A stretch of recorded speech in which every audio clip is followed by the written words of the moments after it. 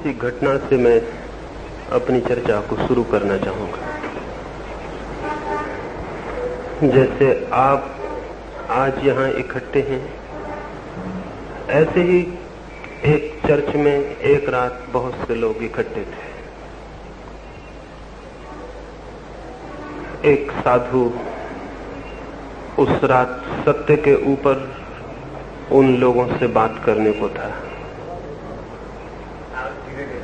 सत्य के संबंध में एक अजनबी साधु उस रात उन लोगों से बोलने को था। साधु आया, उसकी प्रतीक्षा में बहुत देर से लोग बैठे थे, लेकिन इसके पहले कि वो बोलना शुरू करता, उसने एक छोटा सा प्रश्न वहां बैठे हुए लोगों से पूछा। उसने पूछा कि क्या आप लोगों में से किसी ने ल्यूक का 69वां अध्याय पढ़ा है? जिन लोगों ने पढ़ा है वे हाथ ऊपर उठा दें।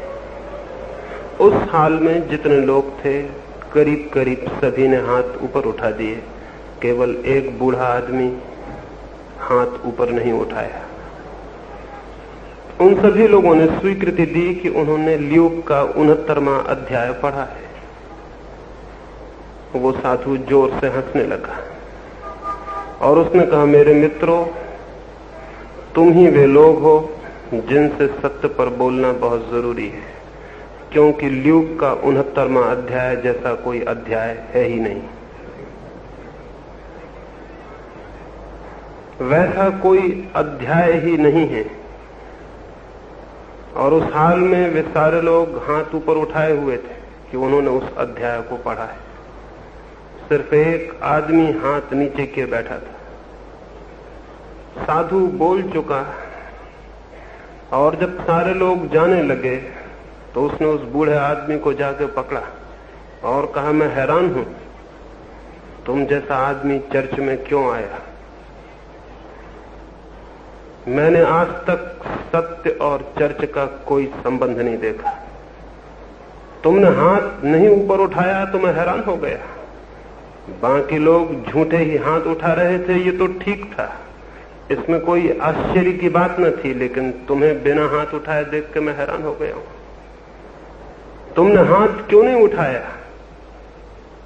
मैं तुम्हारा धन्यवाद करता हूं। अगर तुम जैसे एकाध लोग भी जमीन पर शेष रहे तो धर्म नष्ट नहीं होगा। उस आदमी ने कहा, महानुभाव, आप समझने में भूल कर रहे हैं। मेरे हाथ में दर्द है, इसलिए मैं ऊपर नहीं उठा सकता। हाथ तो मैं भी ऊपर उठाना चाहता था, मजबूरी थी, माफ करें। दोबारा आप आएंगे और हाथ उठवाएंगे, तब तक मैं भी स्वस्थ हो जाऊंगा और हाथ उठाऊंगा।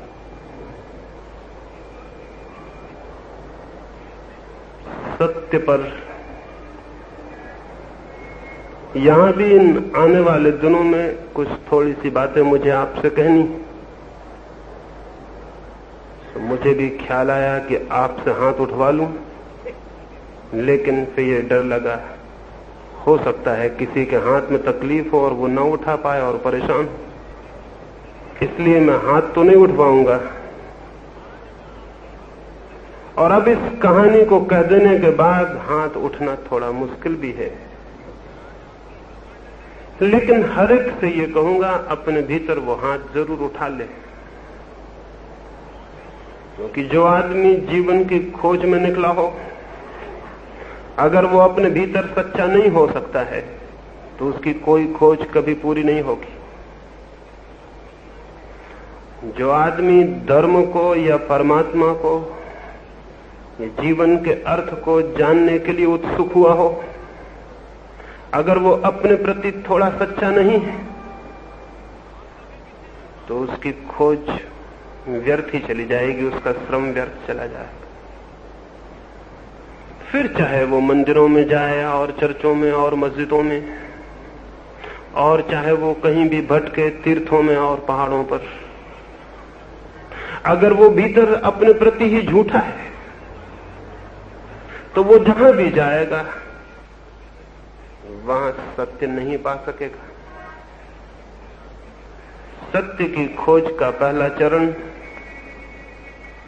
अपने प्रति सच्चा होना है, और हमें याद ही नहीं रहा है कि हम अपने प्रति भी सच्चे हों। शायद हमें पता भी नहीं कि अपने प्रति सच्चे होने का क्या अर्थ है।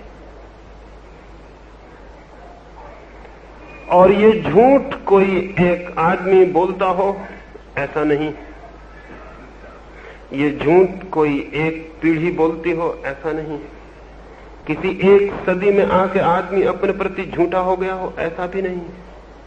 हजारों साल से झूठ पाले और पोसे गए हैं, और वे इतने पुराने हो गए हैं कि उन पे आज शक करना भी असंभव हो गया है। बहुत दिनों तक झूठ जब प्रचारित होते हैं तो वे सत्य जैसे प्रतीत होने लगते हैं।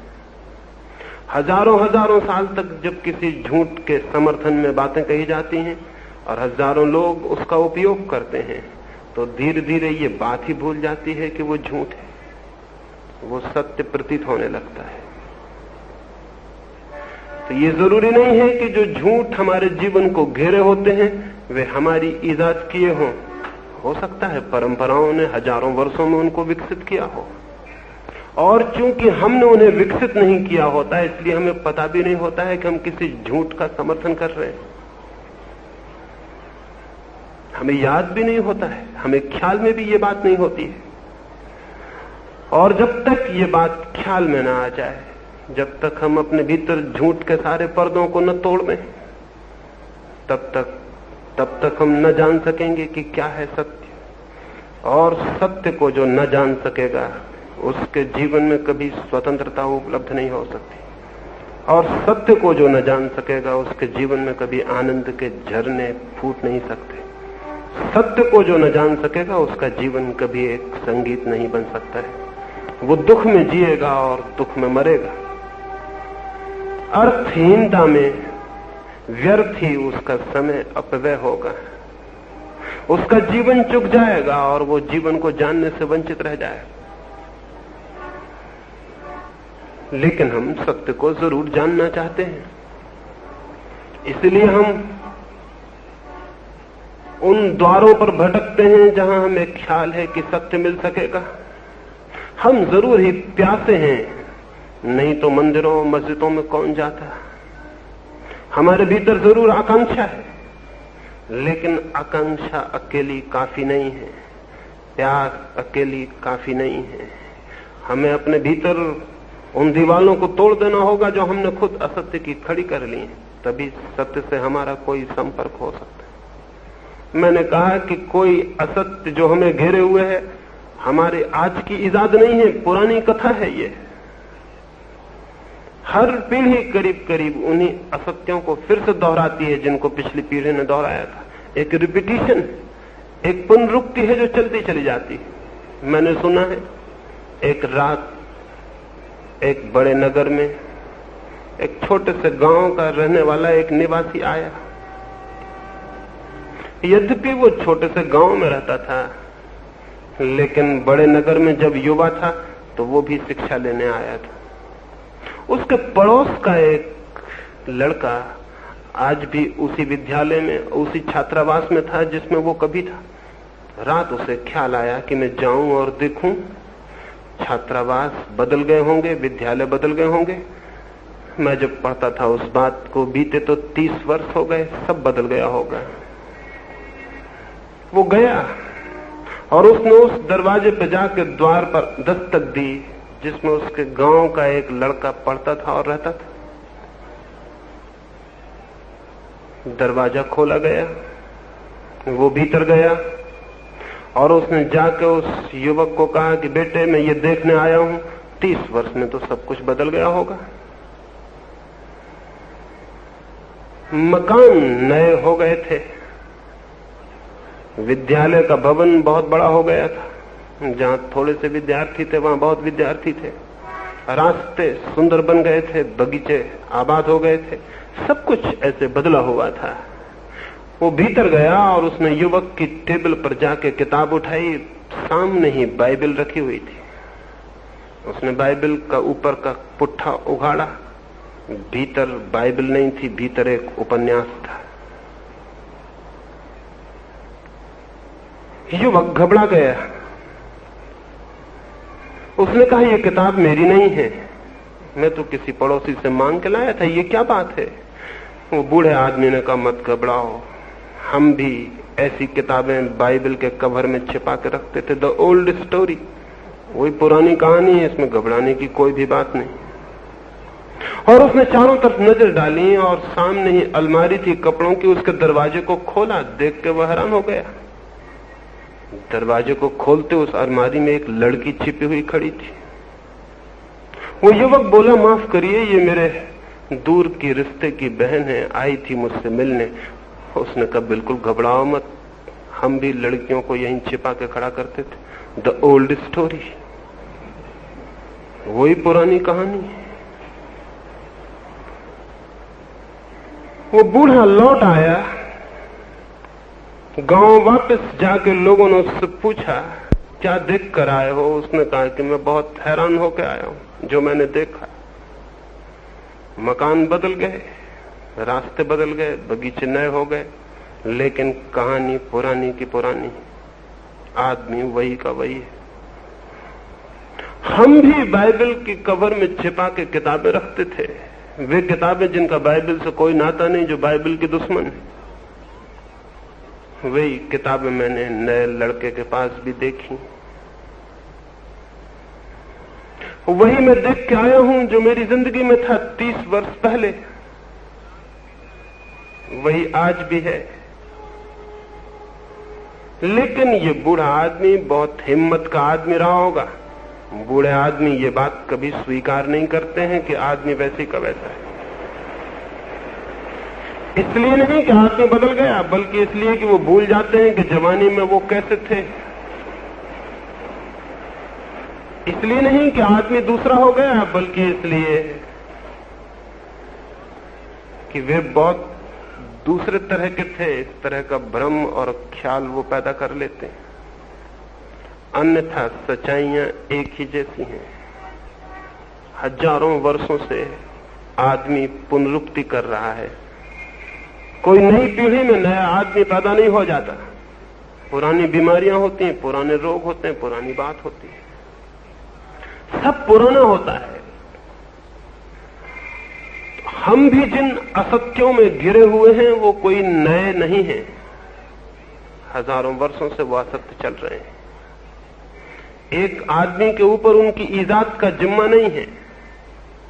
पीढ़ियों दर पीढ़ियों ने उनको विकसित किया है, और इसलिए एक एक आदमी को ये पता भी नहीं चलता कि वो किन चीजों से बंधा है, वो सच है या झूठ। जब एक मंदिर के सामने हम हाथ जोड़ के खड़े हो जाते हैं, तो जो आदमी हाथ जोड़ के खड़ा है उसने इस मंदिर को नहीं बनाया, और जिस भगवान के सामने वो हाथ जोड़ के खड़ा है उसने इसको गढ़ा भी नहीं। उसे तो सिर्फ बपौती में ये मंदिर मिला और ये भगवान मिले, और अनजाने क्षणों में बचपन में ही उसे सिखा दिया गया है नमस्कार करना और पूजा और प्रार्थना। वो कर रहा है। उसे कोई भी पता नहीं है कि जिस मंदिर के सामने वो खड़ा है वो सत्य का मंदिर है या असत्य का।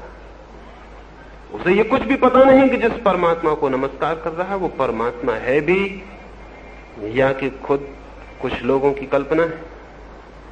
उसे ये भी पता नहीं है कि वो जो कर रहा है उस करने में कोई अर्थवत्ता भी है या वो व्यर्थ है। उसने तो केवल स्वीकार कर लिया है।